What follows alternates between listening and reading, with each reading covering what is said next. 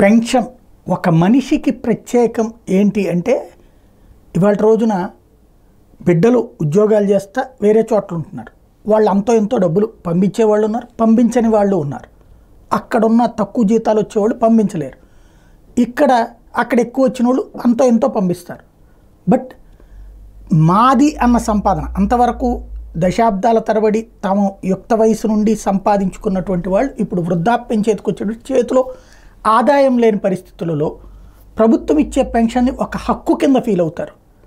Even బిడ్డలు అమ్మ నేను నీకు నెల నెల డబ్బులు పంపిస్తున్నాను కదా, నువ్వు వద్దులే అమ్మ తీసుకోబాకు పెన్షన్ అన్నా సరే ఎందుకురా పోయేదే ఉంది, హక్కు అది రాని ప్రభుత్వం మనం ఖర్చు పెడుతున్నాం కదా అని మాట్లాడే వాళ్ళే ఎక్కువ ఉన్నారు.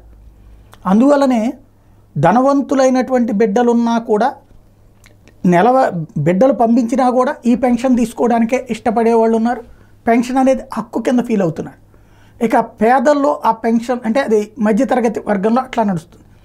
పేదల్లో ఆ పెన్షన్ అది కూడా ఒక 7,000 అంటే ఒక సంబరం, భారీ సంబరం.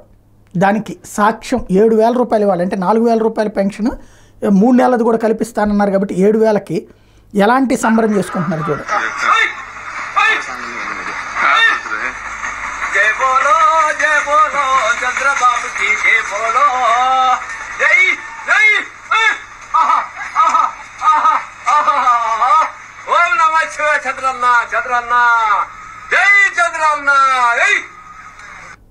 అది చంద్రబాబు గారి మీదన దేవుడి కిందన కొలుస్తున్నటువంటి పరిస్థితి. పెన్షన్ అన్నటువంటిది అంతటి సంతోషాన్ని ఇస్తుంది.